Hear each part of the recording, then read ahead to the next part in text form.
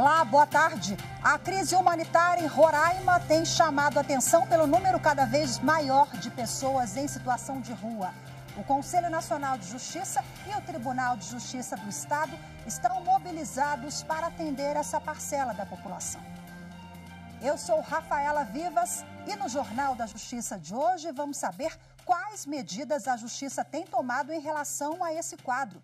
Mas esse é apenas um dos destaques do dia, vamos aos demais. O Supremo Tribunal Federal confirma a suspensão de processos e decisões judiciais sobre decreto de armas de fogo. O Conselho Nacional de Justiça lança programas sociais para adolescentes. E ainda, com a autorização do Superior Tribunal de Justiça, a Polícia Federal faz operação contra desembargador e advogado suspeitos de vender sentenças para traficantes.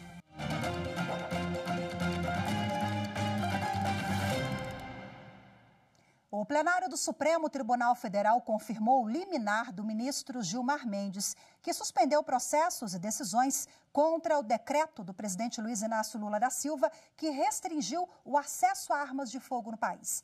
Acompanhe mais informações com Anderson Arcoverde. A decisão foi tomada em votação no plenário virtual. Os ministros analisaram a liminar concedida pelo ministro Gilmar Mendes na ação declaratória de constitucionalidade apresentada pela Advocacia Geral da União. Na ação, o governo pede que seja confirmada a eficácia do decreto assinado pelo presidente Lula no dia 1º de janeiro, que muda as normas para acesso a armas de fogo e munição. O decreto suspendeu novos registros para os chamados CACs, caçadores, atiradores e colecionadores, e para escolas e clubes de tiro. Ao conceder a liminar, o ministro afirmou que o presidente da República agiu dentro da competência ao regulamentar o Estatuto do Desarmamento. Gilmar Mendes afirmou ainda que o decreto vai ao encontro das últimas decisões do STF sobre o tema.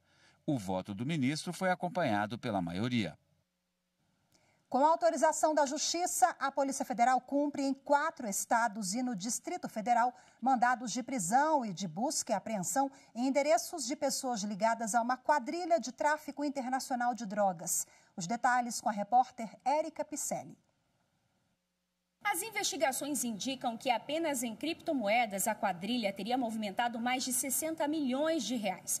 A operação é resultado de 2 investigações.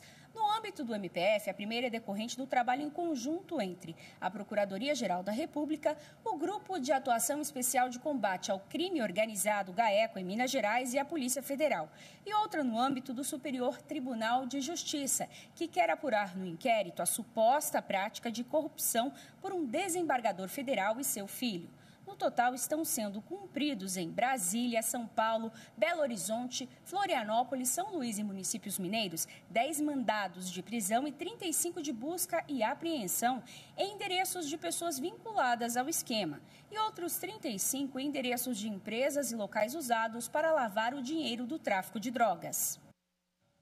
E o Conselho Nacional de Justiça começou a julgar hoje um processo administrativo disciplinar com o pedido de afastamento contra o desembargador Luiz Antônio Araújo Mendonça, do Tribunal de Justiça de Sergipe. Ele também é acusado de venda de sentenças judiciais. O relator do caso, o ministro Luiz Felipe Salomão, corregedor nacional de justiça, defendeu que o caso deve ser julgado na instância administrativa mesmo que o Superior Tribunal de Justiça ainda esteja analisando o inquérito criminal. Bom, houve, no entanto, o pedido de vista pelo conselheiro Bandeira de Melo Filho. O caso, então, só deve voltar ao plenário no dia 28 de março. A 6ª turma do Superior Tribunal de Justiça decidiu que um homem acusado de agredir a mãe idosa deve ser julgado pela Lei Maria da Penha. A reportagem é de Marina Campos. Criada há quase 17 anos, a Lei Maria da Penha é aplicada para prevenir e punir atos de violência física, verbal, moral, sexual e patrimonial contra as mulheres. A advogada Marília Brambila explica os requisitos para a aplicação da lei. Precisa ter um âmbito familiar, né, ou dentro da unidade doméstica, onde todos coabitam, dentro do elo familiar, todos aqueles que são parentes de sangue ou se consideram aparentados e aqueles que vivem ou viveram relações íntimas de afeto. Dentro desse início, você verifica se essa vítima, mulher, seja biológica, seja gênero feminino, né, gênero mulher, então nós temos aí a aplicação da Lei Maria da Penha. A advogada explica ainda que a lei também leva em consideração a vulnerabilidade da mulher. Nós temos a necessidade de interpretar nesse momento que dentro de relações familiares, dentro das relações de política, de trabalho, essa mulher é vulnerável, ou seja, ela está em desigualdade, ela precisa de mecanismos de proteção. Em um caso que chegou ao STJ, os ministros da sexta turma entenderam que a vulnerabilidade da mulher é presumida e, com isso, o colegiado reformou o acordo no Tribunal de Justiça de Goiás, que entendeu não haver motivação de gênero no caso da agressão de um filho contra a mãe de 71 anos e reconheceu a competência do juízo comum para o caso. Segundo o TJ, a condição de idosa que dependia de ajuda financeira do filho seria o fator determinante de vulnerabilidade na relação. E não havendo motivação de gênero nas supostas agressões, a Lei Maria da Penha seria inaplicável. Com isso, o Ministério Público recorreu ao STJ. De acordo com o relator, ministro Antônio Saldanha Palheiro, o STJ já possui entendimento firmado de que são presumidas pela Lei Maria da Penha a hipossuficiência e a vulnerabilidade da mulher em contexto de violência doméstica e familiar. Segundo o ministro, ainda que a motivação do delito fosse financeira, não é possível afastar a ocorrência de violência doméstica praticada contra a mulher, concluiu o relator ao decidir sobre a competência da Vara Especializada em Violência Doméstica para julgar o caso. O Tribunal de Justiça do Rio de Janeiro decretou a prisão temporária por 30 dias de 4 presidentes de torcidas organizadas. São eles: Anderson Azevedo Dias, presidente da Young Flu, Fabiano de Souza Marques, da Força Jovem do Vasco, Bruno da Silva Paulino, da Torcida Jovem do Flamengo, e Anderson Clemente da Silva, presidente da Raça Rubro-Negra. Todos vão responder pelos crimes de organização criminosa, lesão corporal grave e tentativa de homicídio. O inquérito foi instaurado para apurar e identificar os possíveis autores das brigas ocorridas entre torcidas organizadas dos clubes de futebol no Rio de Janeiro, sobretudo nos últimos dias e no dia 5 de março em especial, que resultaram em destruição de bens públicos e particulares, lesões corporais graves e morte. A seguir, o trabalho do Conselho Nacional de Justiça e do Tribunal de Justiça de Roraima para atender pessoas em situação de rua no estado. Os detalhes em instantes, voltamos já.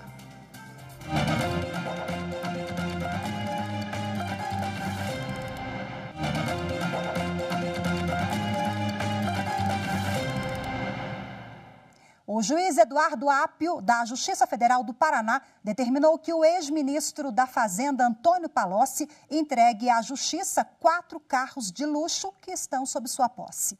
A medida foi assinada no início da semana e dá o prazo de 5 dias úteis após a intimação da parte.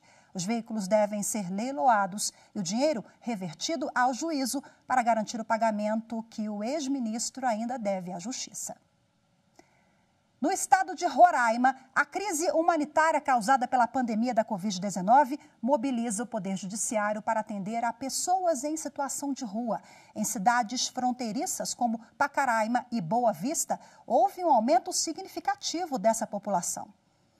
Para minimizar esse problema, o Conselho Nacional de Justiça e a Justiça de Roraima estão discutindo uma política de atendimento para garantir direitos fundamentais, como moradia adequada e o acesso à justiça e à cidadania. A reportagem é de Carolina Chaves. A Força-Tarefa do Judiciário de Roraima e do CNJ, por meio do Comitê Nacional Pop Rua Ajude, tem realizado oficinas, capacitações e visitas institucionais às entidades que atuam na proteção da população em situação de vulnerabilidade social. Segundo o desembargador Cristóvão Suter, diretor da Escola do Poder Judiciário de Roraima, essa integração com o CNJ é importante para resolver a crise humanitária no estado. É um momento muito importante para o Judiciário Estadual. porque tem aqui a possibilidade, junto com o CNJ, com seus técnicos, de discutir uma política que é de integração de uma população em sistema de rua, que tem por objetivo justamente exercer sua cidadania. Segundo o conselheiro do CNJ, Mauro Maia, a situação do estado de Roraima tem agravado devido à localização geográfica, população indígena e os problemas sanitários. Roraima não tem medido esforços. O Tribunal de Justiça de Roraima, como eu costumo dizer, tem tirado leite de pedra, porque é um estado distante dos centros, praticamente isolado, com um vasto território, e o Tribunal de Justiça, o Poder Judiciário, os servidores do Tribunal de Justiça daqui do estado de Roraima têm contribuído muito para o sucesso desse projeto. Vanilson Torres, do Movimento Nacional População de Rua, explica que essa força-tarefa vai ajudar a identificar o que levou ao crescimento das pessoas nas ruas. Vai possibilitar, inclusive, um maior entendimento do que é estar nas ruas. Quem é essa população, o porquê que ela vai para as ruas, né? Quais são as questões estruturantes que fazem com que essas pessoas vivenciem a realidade das ruas. Segundo o CNJ, houve uma mudança no perfil das pessoas que vivem nas ruas. Isso porque boa parte delas vem de famílias equilibradas, sem histórico de violência. Em Roraima, o Comitê para Atender a População de Rua vai contar com o Tribunal de Justiça, Defensoria Pública do Estado e da União, Ministério Público, AGU, OAB, Polícias Federal e de Imigração e Sociedade Civil. Durante uma audiência pública realizada no começo deste mês na Assembleia Legislativa de Roraima, a juíza federal e representante do Comitê Nacional Pop Rua Jude, Luciana Ortiz, explicou quais as principais dificuldades para garantir direitos fundamentais de forma humanizada, célere e desburocratizada à população de rua. Ela traz desde problemas administrativos nos prédios da Justiça, dificuldades que essas pessoas encontram em todos os prédios públicos, de poderem adentrar os prédios para fazer o exercício da sua cidadania. As pessoas não conseguem entrar nos prédios por conta de higiene pessoal, por conta de não estarem com as roupas consideradas apropriadas pelos códigos sociais que nós impomos, esquecendo que são pessoas esquecidas. Bom, e agora, para a gente repercutir mais essa questão, as ações do Tribunal de Justiça, eu converso agora ao vivo, de forma remota, com o vice-presidente do TJ de Roraima, o desembargador Ricardo Oliveira. Olá, desembargador, seja bem-vindo. Boa tarde, muito obrigada pela sua participação. Boa tarde, Rafaela, e a todos que nos estão assistindo. Desembargador, a gente já mostrou ali na reportagem alguns exemplos do que os senhores vêm fazendo aí no Tribunal de Justiça, com o apoio de parceiros também, enfim.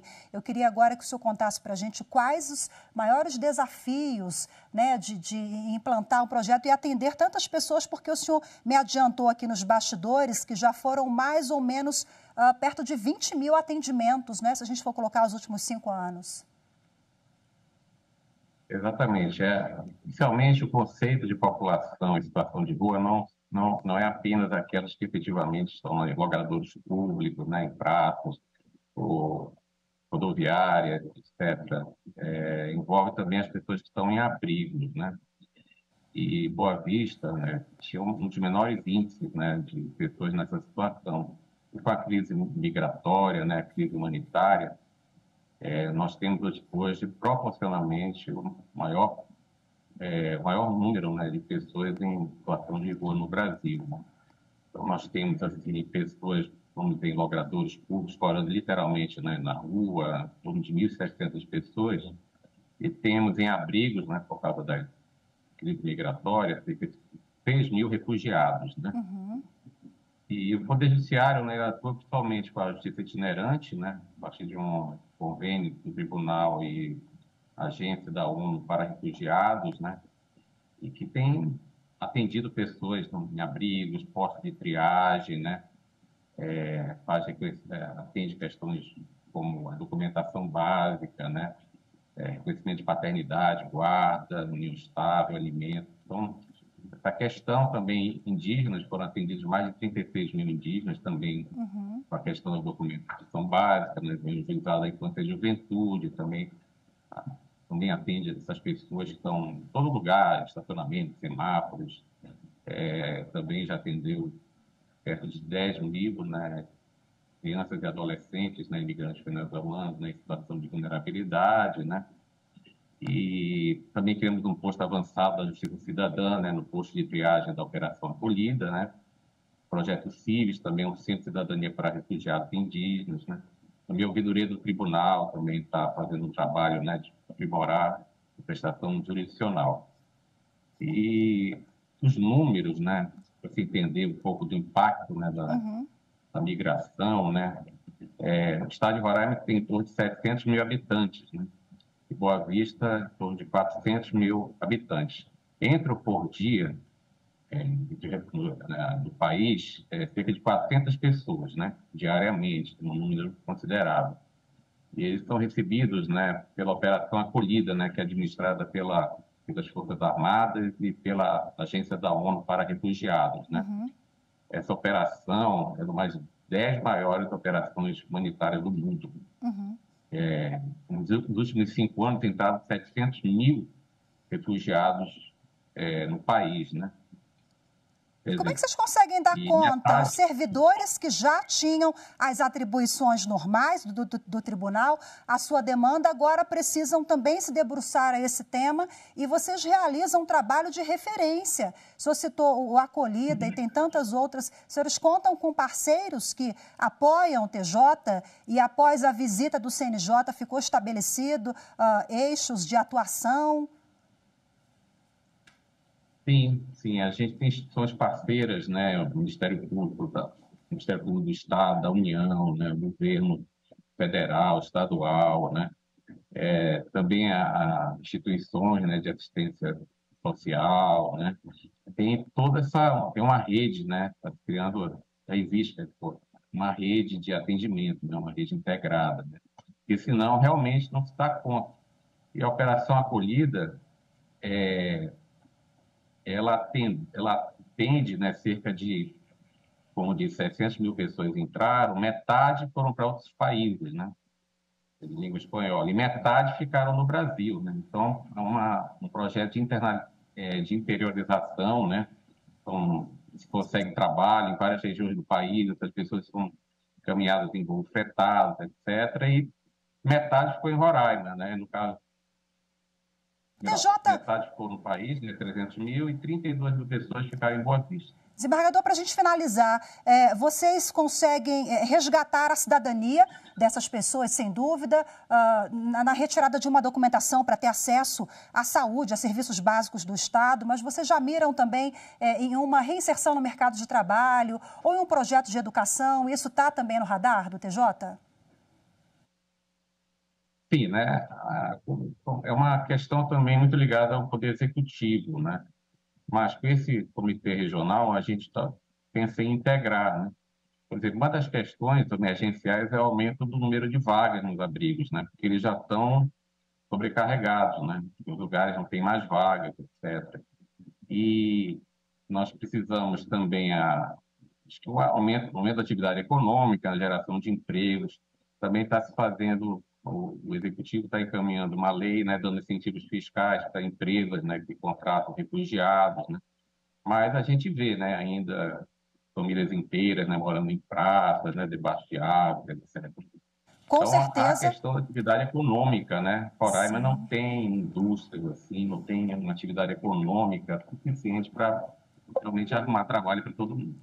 Com certeza o senhor citou aí o Executivo também, a atuação de todos os atores envolvidos, senão realmente só o Judiciário não dá conta, né? Desembargador, parabéns pelo trabalho que vocês vêm realizando aí no Estado, viu? Muito obrigada pela sua participação, boa tarde para o senhor, até a próxima.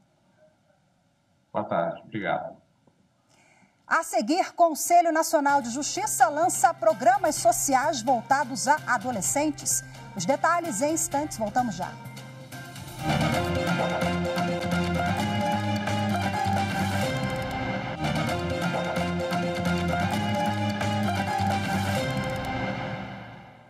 O Conselho Nacional de Justiça aprovou hoje 2 medidas voltadas a adolescentes. O Corregedor Nacional de Justiça, ministro Luiz Felipe Salomão, apresentou a ampliação do programa Novos Caminhos para o estado do Amazonas. O projeto foi criado pelo Tribunal de Justiça de Santa Catarina para incentivar a realização de cursos profissionalizantes por adolescentes que vivem em instituições de acolhimento. A ideia é que esses jovens tenham uma profissão quando completarem a maioridade e precisarem deixar os abrigos. Com orientação, eles vão sendo direcionados para os cursos respectivos, profissionalizantes, e depois já direcionados também para os empregos que daí decorrem. É tentar fazer com que eles encontrem um caminho bom, produtivo e que possam desenvolver as suas potencialidades, contribuindo para um mundo melhor. A previsão é que ainda este ano o programa Novos Caminhos também seja implementado na Bahia e no Rio Grande do Sul. Atualmente, mais de 11 mil adolescentes vivem em instituições de acolhimento no país, o que mostra a necessidade da implementação de políticas judiciárias sobre o tema. Trata-se de um número expressivo de jovens para quem, dada a situação de desamparo familiar, é fundamental que o Estado e a sociedade viabilizem de outras e de todas as formas possíveis a plenitude da garantia da sua dignidade. Na sessão, o CNJ anunciou 2023 como o ano da justiça restaurativa na educação. Com isso, o Poder Judiciário se compromete a levar ações com esse assunto para dentro das instituições de ensino. A ideia é que a iniciativa ajude a solucionar conflitos no ambiente escolar e combater a evasão. O ministro Vieira de Mello Filho está à frente da iniciativa. O que acontece no ambiente escolar tem consequências em todo o mundo que o orbita, inclusive no Poder Judiciário. Dessa forma, a proposta de transformação do paradigma da convivência trazida pela Justiça Restaurativa encontra perfeita sintonia com competências gerais trazidas pela Base Nacional Comum Curricular. O Conselho Nacional de Justiça lançou uma coletânea com as principais decisões do Supremo Tribunal Federal relacionadas aos direitos da mulher. O lançamento foi durante a reunião do Observatório dos Direitos Humanos do Poder Judiciário. Os detalhes com Carolina Chaves. O evento contou com a participação de 19 entidades de sociedade civil que integram o colegiado consultivo da presidência do CNJ, voltado para a construção de políticas no âmbito do judiciário para a promoção da igualdade de gênero e de raça. Durante a reunião com as entidades representativas, foi lançada a obra Cadernos de Jurisprudência do Supremo Tribunal Federal, concretizando direitos humanos, direitos da mulher. O caderno reúne 13 decisões emblemáticas da Suprema Corte Brasileira que fortalecem a proteção dos direitos humanos e o combate à violência e à discriminação contra a mulher. Entre as jurisprudências citadas no caderno estão a constitucionalidade da Lei Maria da Penha, o financiamento eleitoral das candidaturas femininas e a decisão que legitimou a defesa da honra e da igualdade de gênero. A presidente do Conselho Nacional de Justiça e do Supremo Tribunal Federal, ministra Rosa Weber, observou que o CNJ tem assumido o relevante compromisso de representação feminina no Poder Judiciário, o que atende aos objetivos fixados em resoluções do Conselho e na Agenda 2030 da ONU. O CNJ, na atual gestão, volta-se à centralidade temática dos direitos humanos, cuja dinâmica nós reputamos prioritária à jurisdição. E isso diante das garantias fundamentais de acesso à justiça, que se alicerçam no princípio da dignidade humana, nos moldes assegurados na nossa Constituição Cidadã de 1988. Termina amanhã o prazo de inscrição para habilitação de interessados em participar da audiência pública para discutir as regras do Marco Civil da Internet. A audiência convocada pelos ministros Dias Toffoli e Luiz Fux, ambos do Supremo Tribunal Federal, será no próximo dia 28. A matéria é objeto de 2 recursos extraordinários que discutem a responsabilidade de provedores de aplicativos ou de ferramentas de internet pelo conteúdo gerado pelos usuários e a possibilidade de remoção de conteúdos a partir da notificação extrajudicial que possam ofender direitos de personalidade, incitar o ódio ou difundir notícias fraudulentas.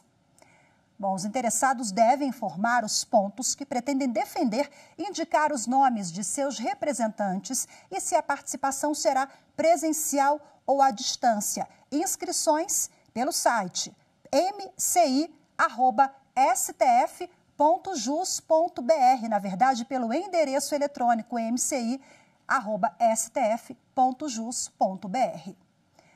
Hoje ficamos por aqui. Muito obrigada pela sua companhia. Uma ótima tarde. Até amanhã. Tchau, tchau.